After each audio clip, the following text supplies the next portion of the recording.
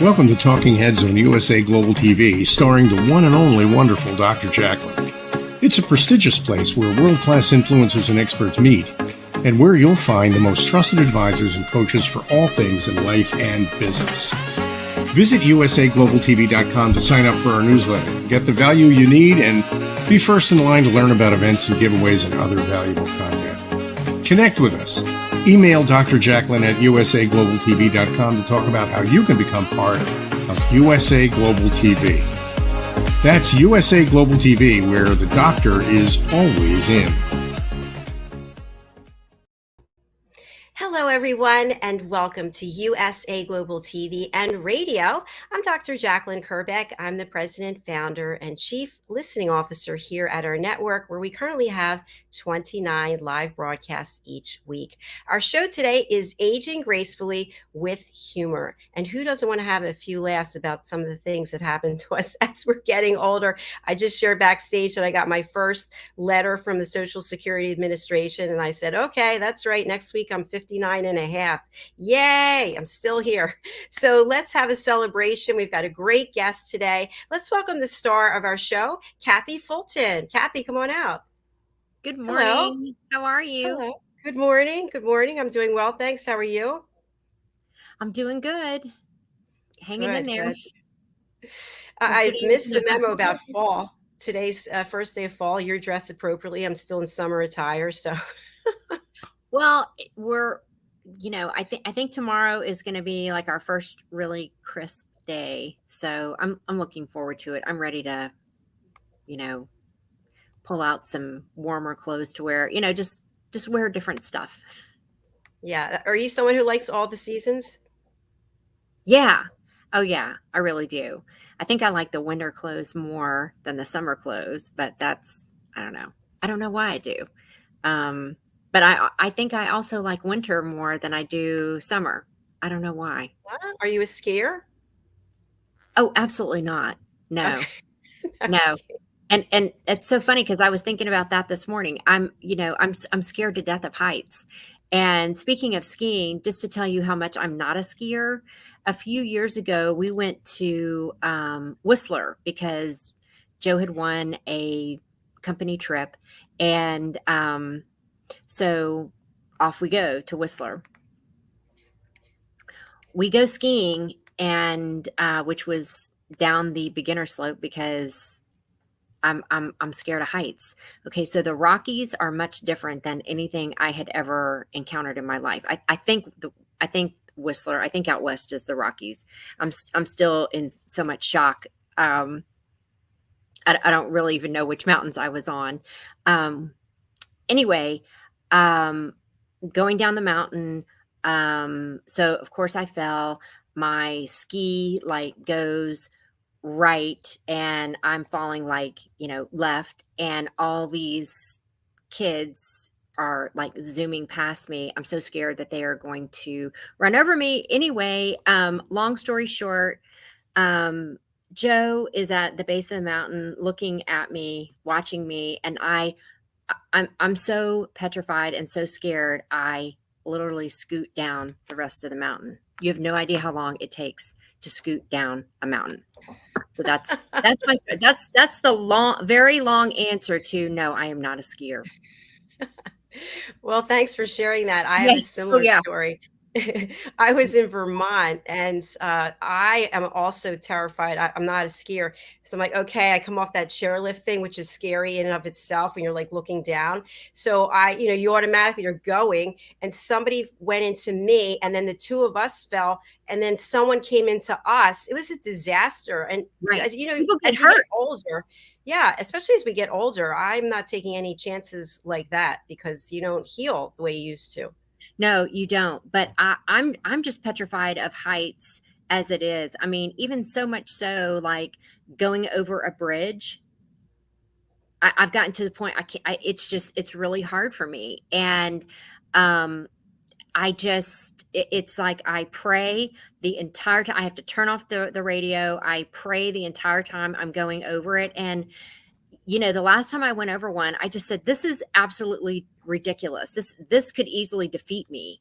And I'm just not going to let it. I'm just not. And I'm sweating. I can't, and I hate it. I would give anything to be able to conquer it, but I don't know how. And I admire people that can, ski down a mountain at 90 miles an hour, people that can, do anything relative to heights. I admire them because I just can't.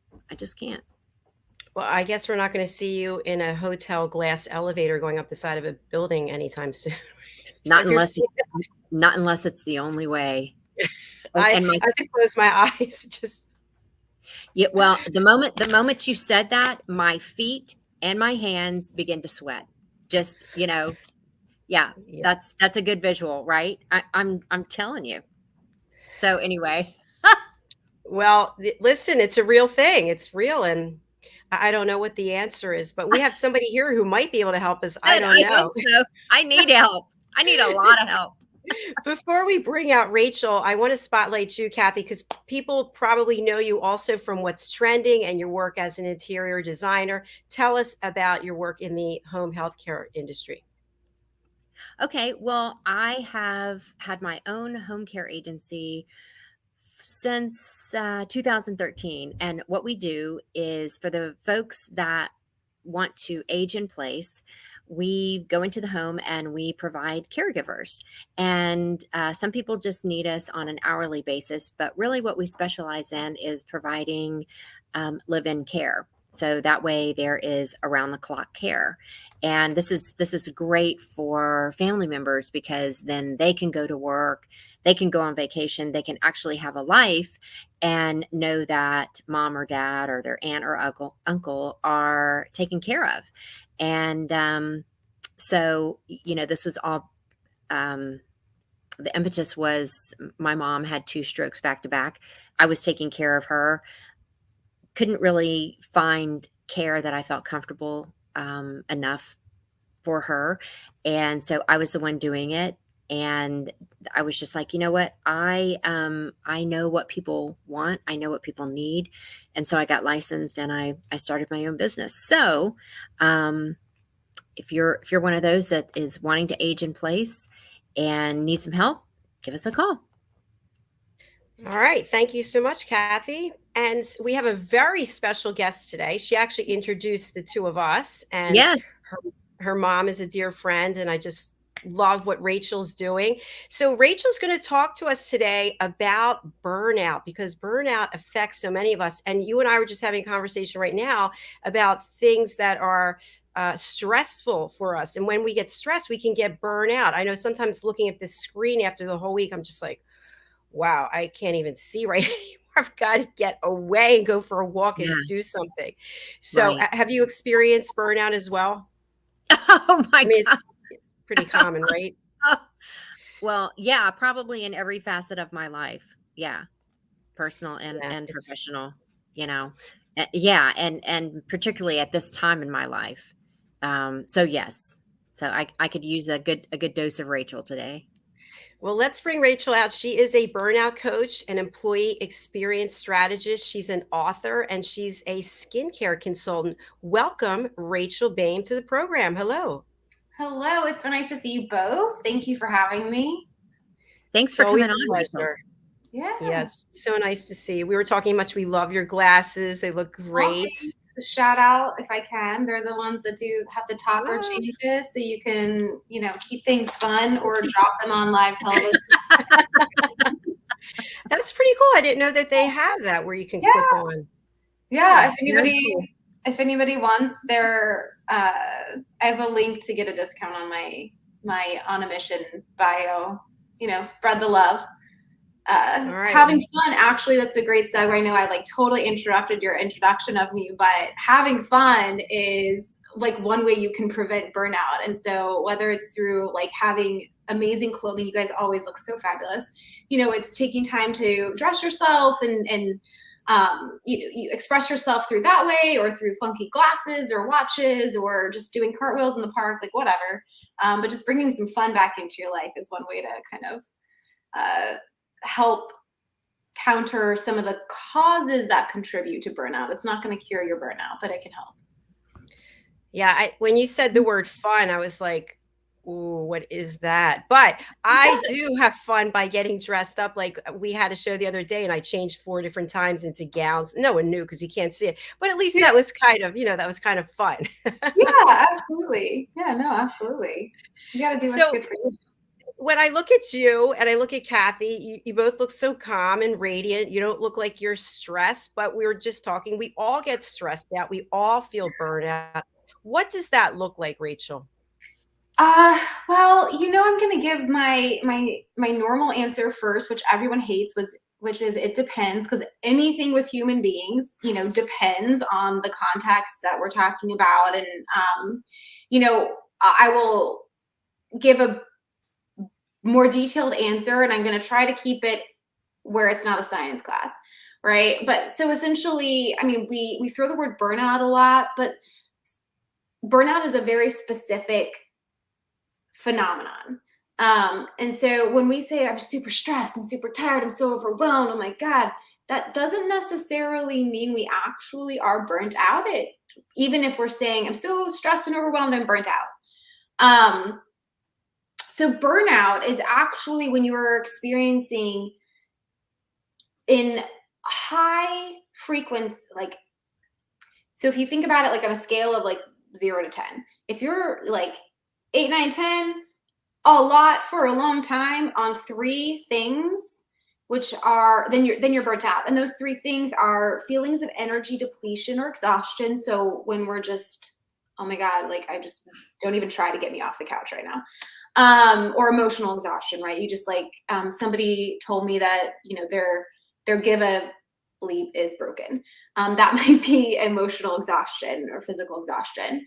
The second is increased mental distance from your job. So feelings of negativism towards your job, cynicism, in, sciencey terms, we might say depersonalization. And then reduced professional efficacy, which is just a big way of saying you don't feel like you're good enough for this. You don't feel like you've accomplished anything. Why am I even here? I suck. So you might if you're feeling on that high-end scale for a long period of time, all 3 of those things, then technically you have burnout. And I think that's helpful to a point to understand, but at the same time, if you are feeling even any of those things, we all know that can take a toll on your mental and physical health.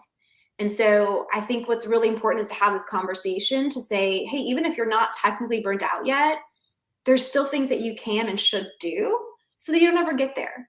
And so things that we can chat about today, depending on what you think your listeners would love to hear is, how does that look as we get older? And what can we do to prevent or correct burnout or any sort of feeling of stress and overwhelm? Thank you, Rachel. I'm going to go over to Kathy. I just have one comment. I was listening intently for those 3 things. And the only one that could really resonate with me was the first one, which I think because I'm standing here, 29 plus hours and I'm so tired. But what I've noticed is if I drag myself to the gym, I'm having better workouts than I've ever had. But mentally, I don't want to go there, but I have to go and then I feel better. So does that qualify or no? It doesn't, not technically. It would just be yeah, yay. It would simply be, okay, you have energy depletion. You're feeling tired. You need to unplug and regroup, re-energize. And I think you hit the nail on the head with that. Oftentimes, clients will ask me, well, how do I get motivated? How do I stay motivated? And I think we've talked in other times where motivation is sort of a myth. Or better put, what we think we know about motivation, we're wrong. So we often sit around and wait for motivation to come to us. And then we think once we get it, it'll just stay there.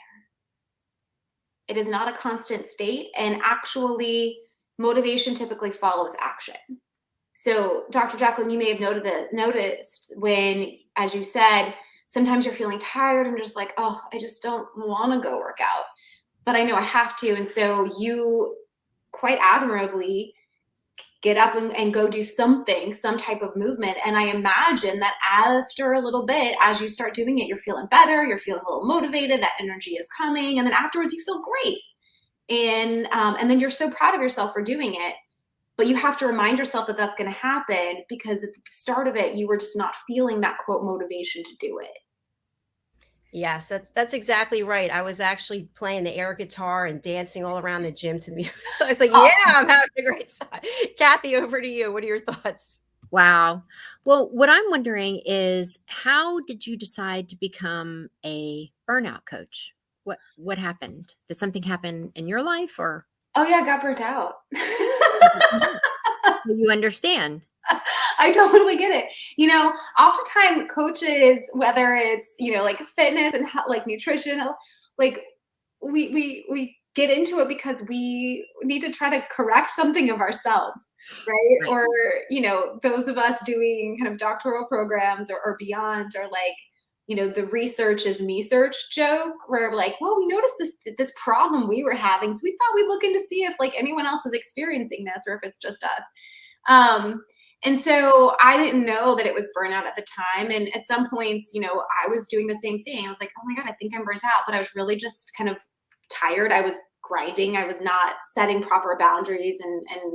But I've also had moments where I was kind of feeling disenfranchised, if you will, from a workplace, or feeling incapable or not good enough. That kind of, which I think is a little bit different than imposter syndrome, but you could, if that resonates with you, you know, if you're feeling, again, all three of those things, then yeah, that's technically burnt out. I've certainly experienced all three of them at once, and I've experienced them, all three of them, separately. Mm-hmm. But I think the biggest thing, Kathy, that I noticed was, I mean, this just goes to everything I do. Like, why does work have to suck and kill us? I just don't think that it does. Like, why are people having to choose between making a living and living their life? You know, a fellow consultant of mine put it so beautifully, and this is not a direct quote by any means, but he said, you know, I didn't wait my whole life or search my whole life to find my partner, my wife, to get this beautiful house, to have these amazing kids, to never see any of them, you know, or spend time in that home, because I was so busy trying to do the things to pay for them to have a good life. Like I was never around.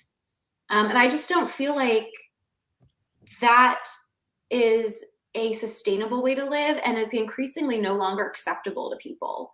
And so where that ties in with burnout, you know, wherever we are on the age spectrum, is like, you can choose to stop. And that's something that I help people do. I've worked in really bad workplaces. I've worked in really amazing workplaces. I've seen and experienced a lot, and I've worked with a lot of people to help them make those corrections in their life so that they can thrive personally and professionally at the same time. Well, I mean, I hear you on in a lot of what you just said. I guess my question is, and this is just my opinion, not everyone shares the same opinion, but I believe we are full throttle in a recession. And I mean, you know, just to pour gas on the fire, I mean, you know, I can't get out of the grocery store for under $300. Gas prices, interest rates just went up again. And it is, I mean, then, oh joy, winter's coming, and they're saying that the heating bills are going to be astronomical. So I can hardly wait to open those bills.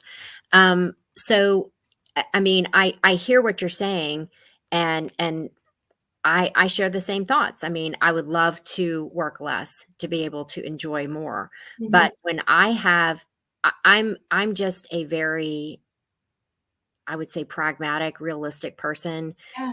I'm never the type of person that's going to say, oh, it'll all just, you know, work itself out. Right. And I can't operate that way.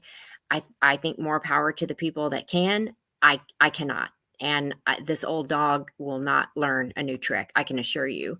You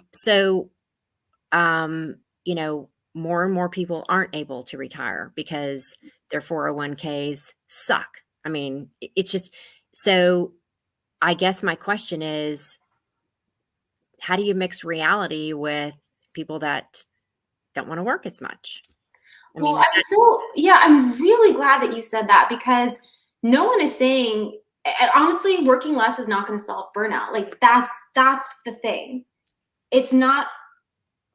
Often we want to think in black and white. Burnout is a problem that needs to be solved by the employee and the workplace. So the problem, one of the things, there's so many things that I want to highlight, because I'm really glad that you said all of that. The first is taking a step back. Like if we are looking at just the individual, solving burnout does not mean you need to quit your job and go live in a yurt somewhere. Like that's not realistic. I mean, if that's what lights your soul on fire, go do it. I am not passing judgment. That's not going to light my soul on fire, and I don't want to be burnt out. So what it is, okay, what do you need to do to live? Like, how do you want to live? What do you need to do to have that? And it might be you don't quit your job. Everything stays the same, except that we've reframed the situation in your mind.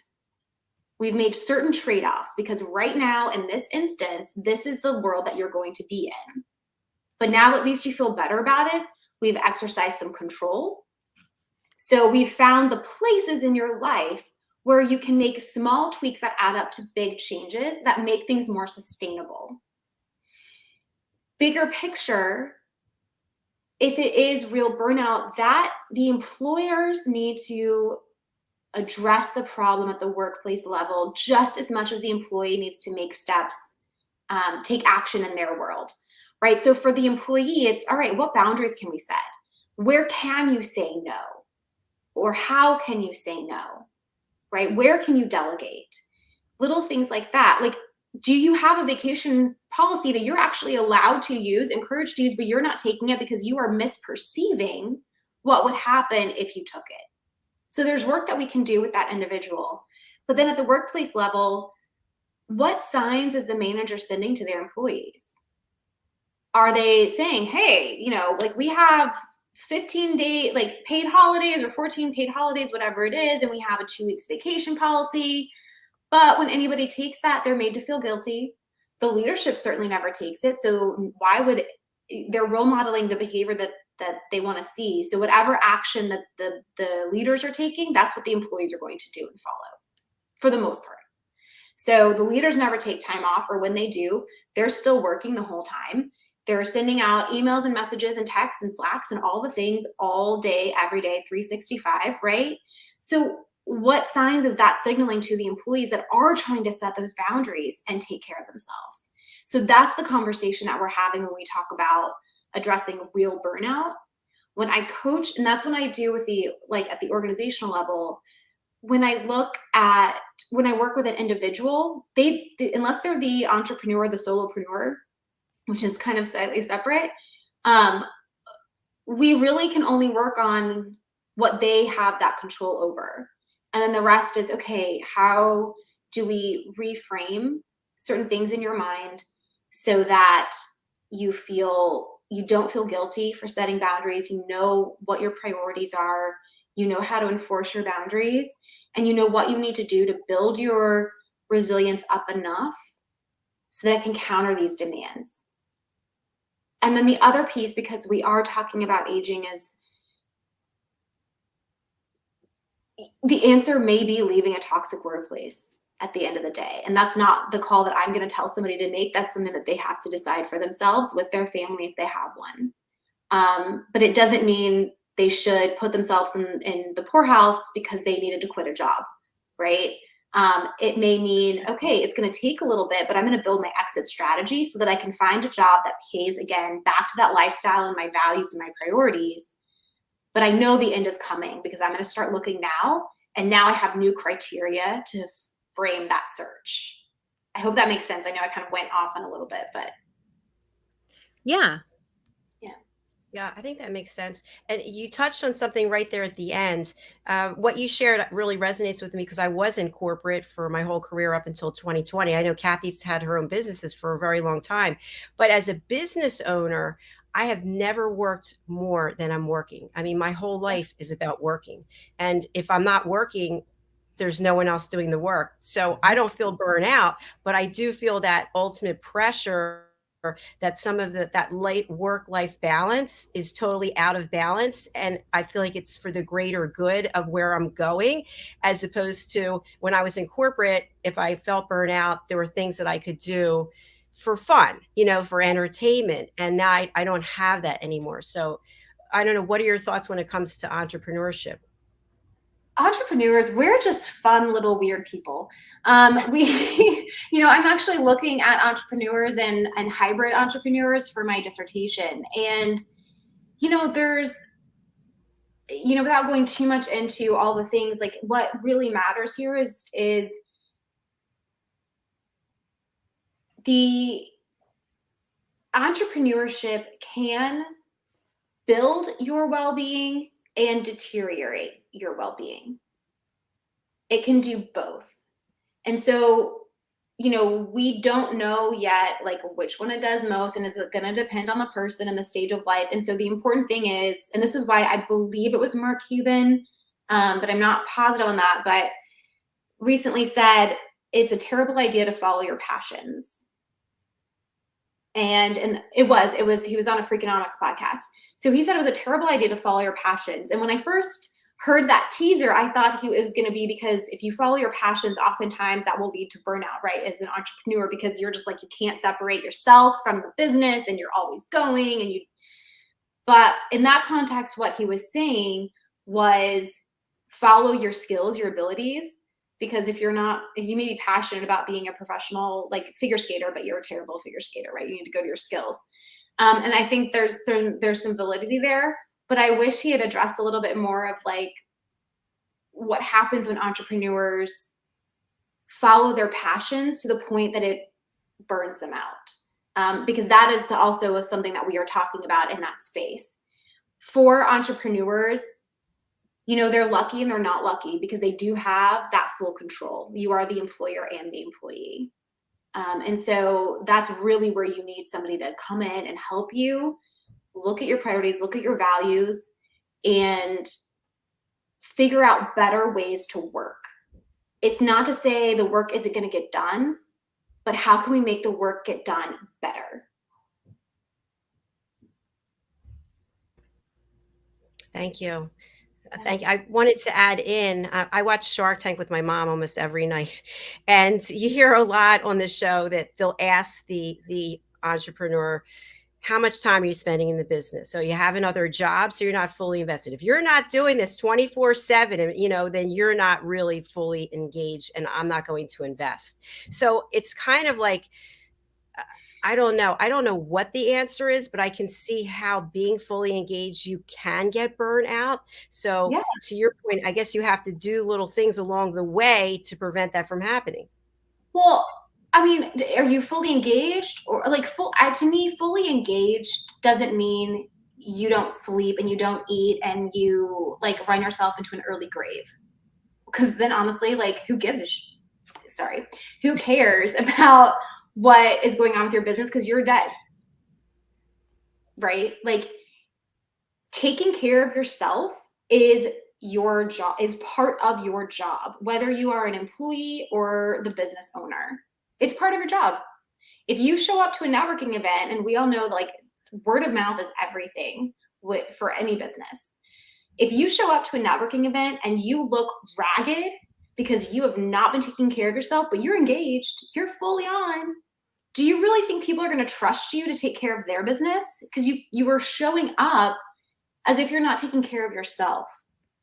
You are the calling card for your brand, whether it is your personal brand as an employee, your personal brand, or your business brand as the entrepreneur.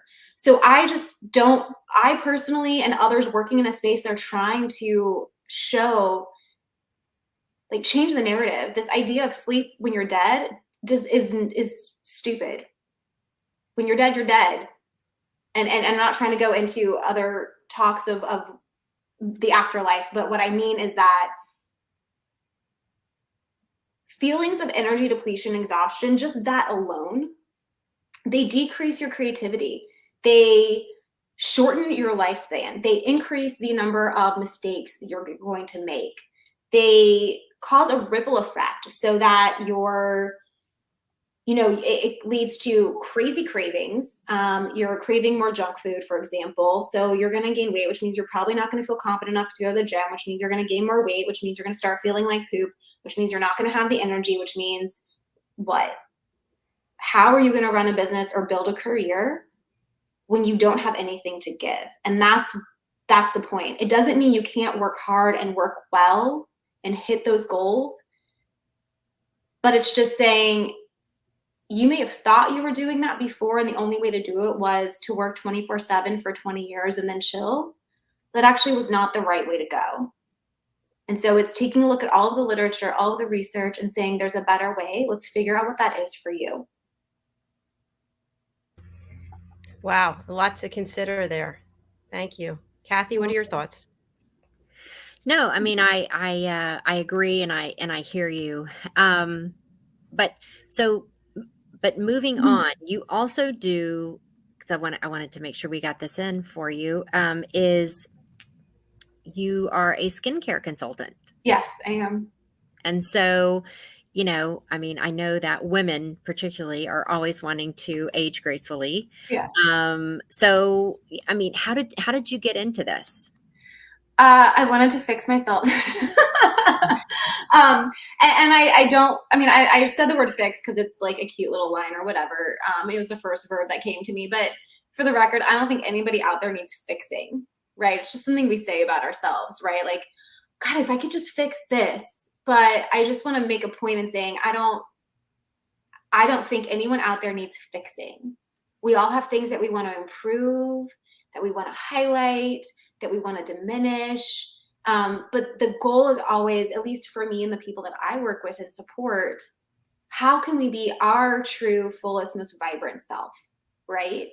And oftentimes what we're seeing, just to bring it from the just to give a nice bridge from the burnout and the stress that we're talking about to the skincare, your skin is it's going to tell all your secrets.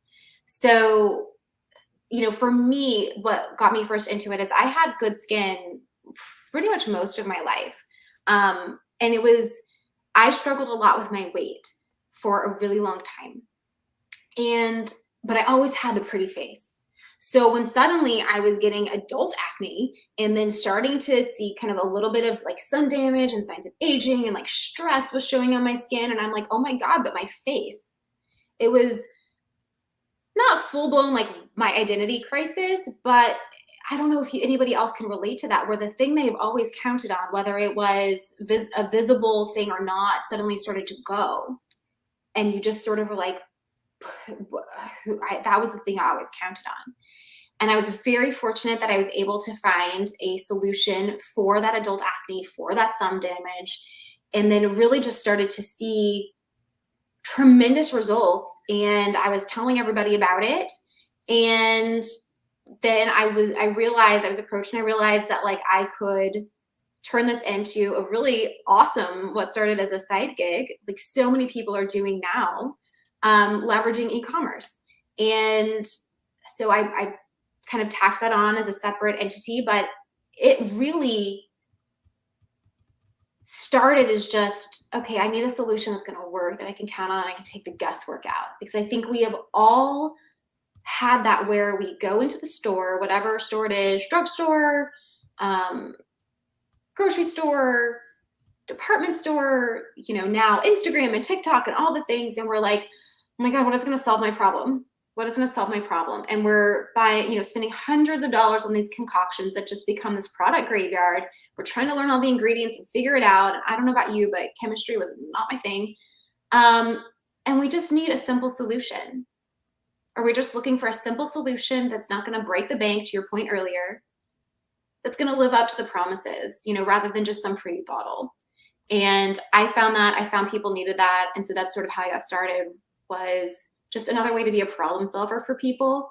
Because when you look in the mirror and you love how you feel, you love what you see staring back at you, that changes how you go about your day, right? I think we all know that, right? So it's going to make you feel more confident. It's going to, you're going to ask the guy out, or you're going to tell the guy no, or you're going to go for that promotion, or go for that public speaking event, or like hop on a live television, right? Without some filters.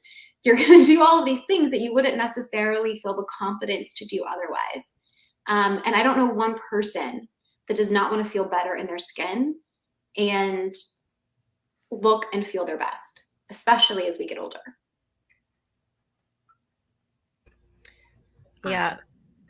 Rachel, I totally can relate to what you're saying. And you and I've had this conversation before, but you talked about your face, and that is your calling card to the world. And I know for me, I was diagnosed with facial eczema, and I just thought my entire life was, I actually would show pictures maybe some other time, but my entire face gets all these scales on it. And it's like, wow, what do I have now? Because that's what everybody sees and what it does to your self-confidence. I just had to inject myself with Dupixent yesterday because it was starting to come back.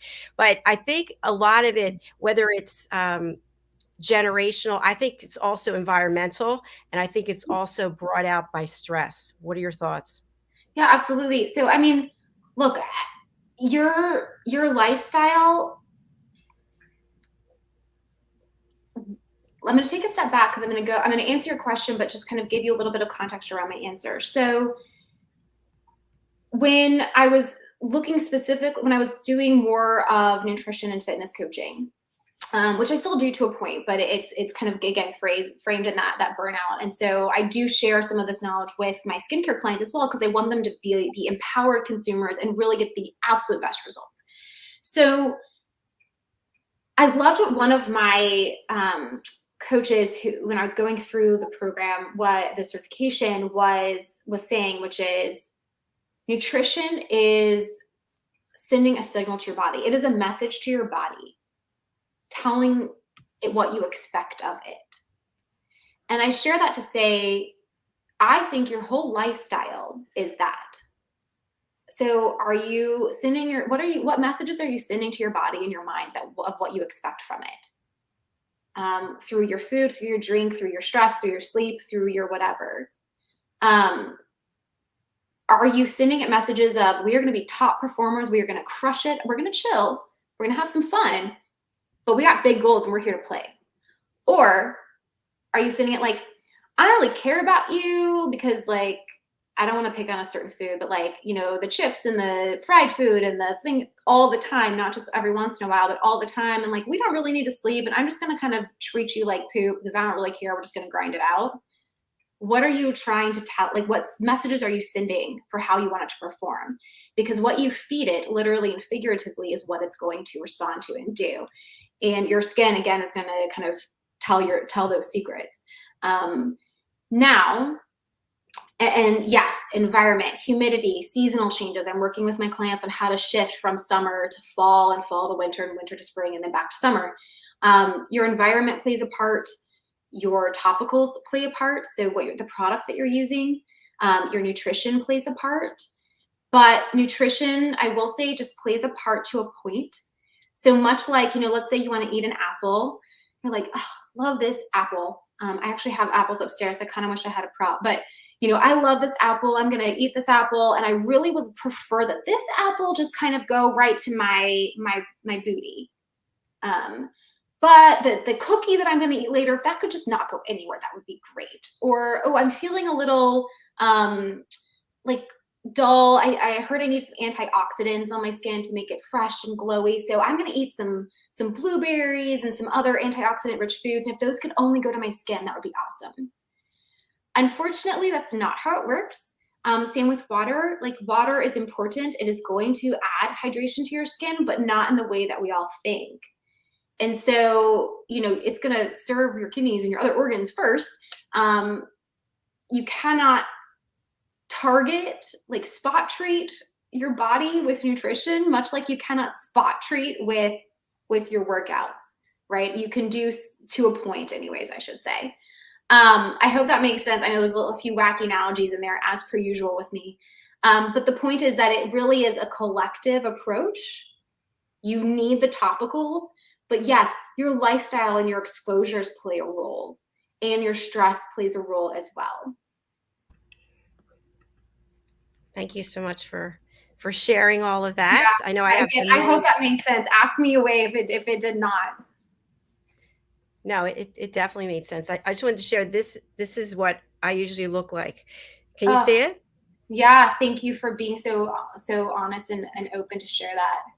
Yeah. So I was just going to add to your point. I do intermittent fasting every day, so I don't eat Yeah, for about 15 hours every day. I've cut out this, that, and the other, but yeah. sometimes it just creeps back up again. So Yeah, and just for the people that are out there that do have a diagnostic, like a clinical concern, you know, it is not to say that you're not going to see results if you take a dietary approach. Like, I don't want anyone to misconstrue with what I just said, was saying that like, oh, well, I don't need to do any, like, take care. I don't, like, no diet is going to benefit my skin. That's not what I'm saying. What I'm saying is that you need to have your nutrition and your lifestyle and your topicals all together to address, to create certain changes. It is a holistic picture. It is not one or the other. And for, Dr. JACALYN, I don't know if yours is related to an autoimmune. You don't have to share if you don't want to, but there is, some research around different dietary interventions for conditions such as autoimmune. And so for anybody that is, dealing with a clinical issue, that is really important to go talk to your doctor about, and not just go off of what you've heard from me or from any other post anywhere, because that doctor is the person that's going to know the inner workings of you. Hopefully you're with the right doctor. If you're not, go find someone that's going to know the inner workings of you and be able to help you with that clinical issue, in the way that you need. yeah, thank you very much. And yes, I have ulcerative colitis, psoriasis, and eczema. Yay me. So we have time for maybe one more question or comment. I'm going to go over to Kathy. So you made a statement a few minutes ago, and I find it hard to believe, but that you had difficulty, you had a weight issue, or you couldn't, I don't remember exactly what you said, but I'm like, wait a minute, there's no way. Yeah, most people don't believe that. And, Dr. JACALYN, you mentioned my book earlier when we were backstage. That this might be a good time to throw that link out there. I put it in a memoir, not just the weight issue. It's a larger picture, but that was certainly part of it. In a way, that was the manifestation.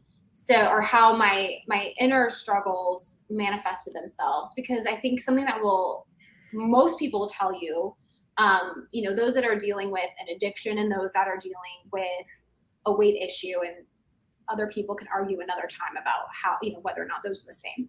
But and I think everything is on a continuum, right? So there's a point where it becomes an addiction, but before that, it's just a problem.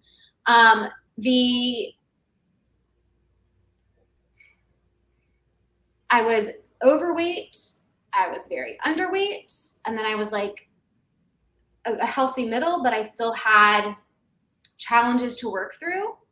And then finally, I'm at a place where I eat what I want, I eat when I'm hungry, and I don't really weigh and measure anything. I make healthy choices because I'm at the point where that's actually what I want, not what I feel like I have to have, or I'm not allowed to have anything else. And so there is a degree of rigidity that you can be too lax, you can be too rigid, and then there's this like beautiful place in between. So like yesterday, I ate a whole bag of Chex Mix, the turtle kind, with the M&Ms and the peanuts and all the chocolate and stuff, and it was fabulous. Cool. I don't do it every day, but yesterday, I don't know, I thought I wanted some, and I ate the whole bag. So things happen. But I was conscious about it. I was like, I'm going to enjoy this, and I'm not going to beat myself up about it. And there was a time in my life when I would have eaten it because I was bored, and I would have eaten a much bigger bag, or I was sad, or I was lonely. And there was a time in my life where I could have been absolutely starving, and I would not have allowed myself to have that bag or anything in it because it's not healthy food. And so, that's just to say, Kathy, that yes, I did have issues with my weight, and but again, it was never really about the weight or the food. It's always about what's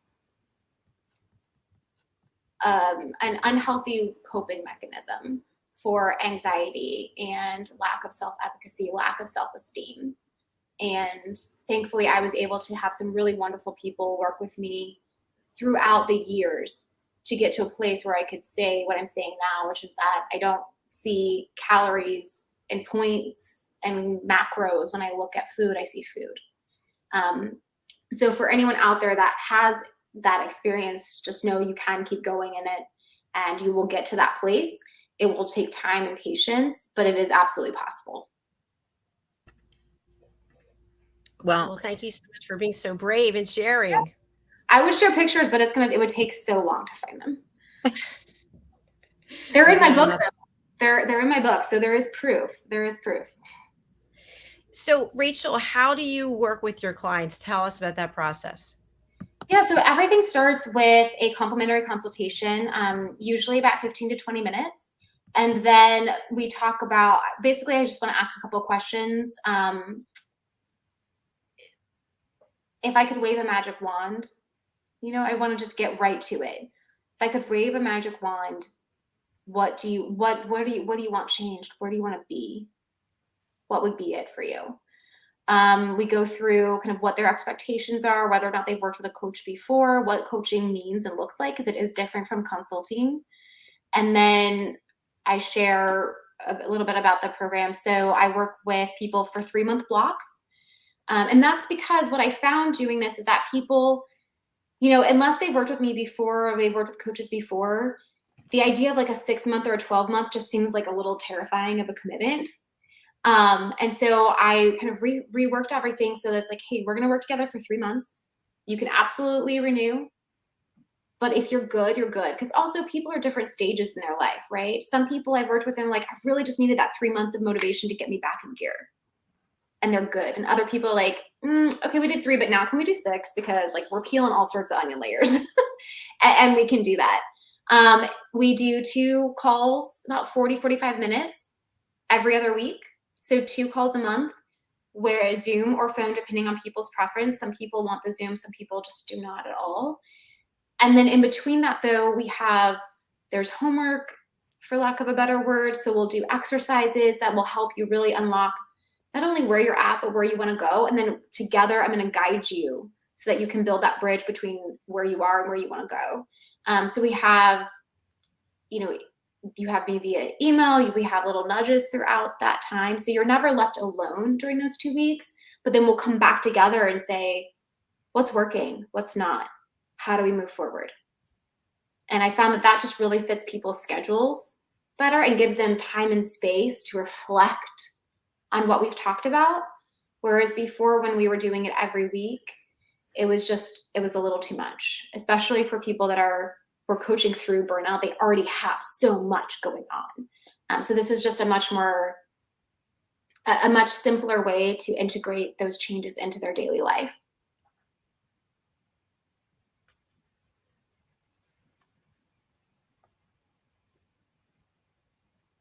Oh, Dr. JACALYN, yes.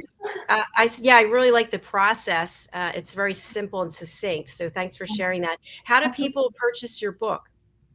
So the best way is hit that link right there, or I have my kind of one-hit wonder link, which is onamission.bio/Rachel Boehm.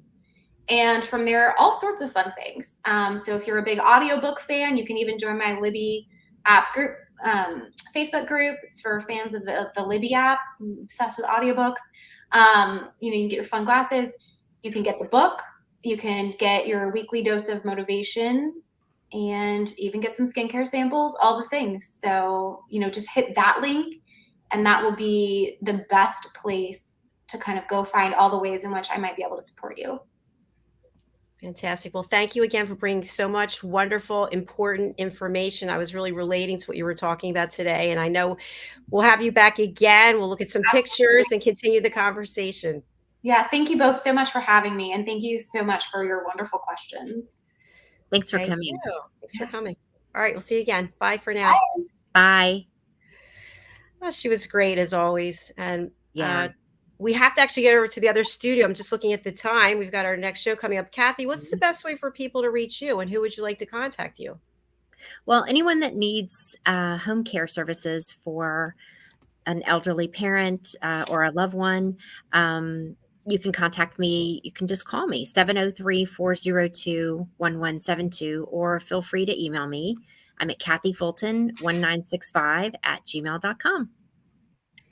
All right. Thank you very much. Kathy and I are saying goodbye for now. We'll be right back with what's trending. Thanks again, Rachel. Hello to Diane. We'll be seeing Diane after later on today.